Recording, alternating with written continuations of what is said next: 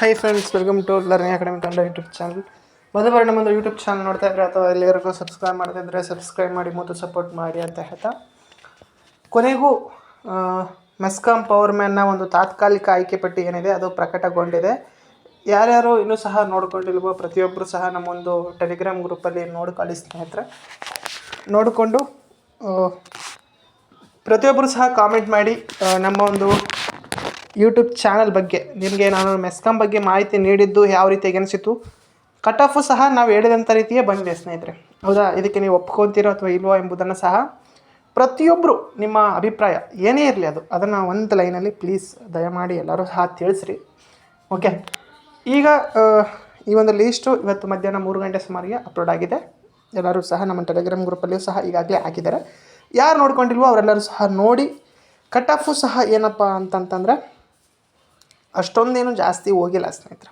Okay, ಸರಿಸುಮಾರು ಕೆಲವೊಂದು ಕ್ಯಾಟಗರಿಯಲ್ಲಿ 95, 94, 93 ಇಷ್ಟೇ ಕಟ್ ಆಫು ಇರುವಂಥದ್ದನ್ನು ನೀವು ಗಮನಿಸಬಹುದು.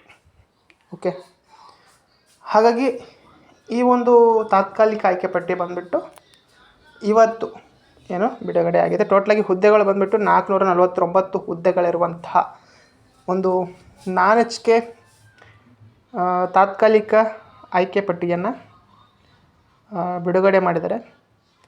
ಇದರಲ್ಲಿ ಹೆಚ್ಚು ಹುದ್ದೆಗಳೇನಾಗಿವೆ ಅಂತಂತಂದರೆ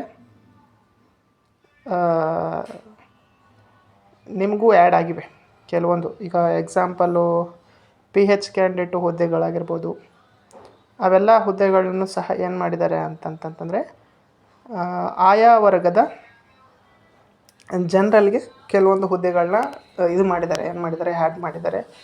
ಅದಕ್ಕೆ ಸಂಬಂಧಿಸಿರುವಂತಹ ಡೀಟೇಲ್ ವಿಡಿಯೋವನ್ನು ನಾನು ಇವತ್ತು ಸಾಯಂಕಾಲ 6-6:30 ಸುಮಾರಿಗೆ ನಾನು ಲೈವಲ್ಲಿ ಬರ್ತೀನಿ. ಲೈವ್ ಬಂದು ನಾವು ಅದ್ರ ಬಗ್ಗೆ ಡೀಟೇಲಾಗಿ ಮಾತಾಡ್ತಾ ಹೋಗೋಣ. ಓಕೆನಾ?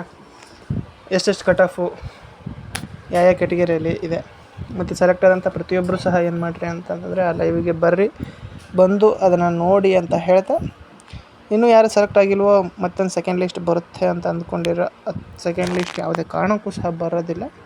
ಓಕೆ, ಅದನ್ನು ಸಹ ನೀವು ಒಂದು ರೀತಿಗೆ ತಿಳ್ಕೊಳ್ರಿ ಅಂತ ಹೇಳ್ತಾ, ಇನ್ನು ಆಕ್ಷೇಪಣೆ ಸಲ್ಲಿಸೋದಕ್ಕೆ ಕೊನೆಯ ದಿನಾಂಕ ಅದರ ಬಗ್ಗೆಯೂ ಸಹ ನಾನು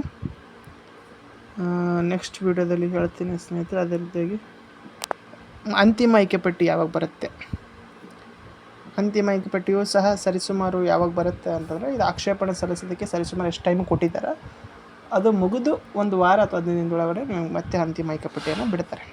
ಓಕೆ, ಈಗ ಯಾರ್ಯಾರೆಲ್ಲ ತಾತ್ಕಾಲಿಕ ಆಯ್ಕೆ ಪಟ್ಟಿಯಲ್ಲಿ ಇದ್ದೀರೋ ಅವರೆಲ್ಲರೂ ಸಹ ಅಂತಿಮ ಆಯ್ಕೆ ಪಟ್ಟಿಯಲ್ಲಿ ಇರ್ತೀರಾ ಅಂತ ಹೇಳ್ತಾ,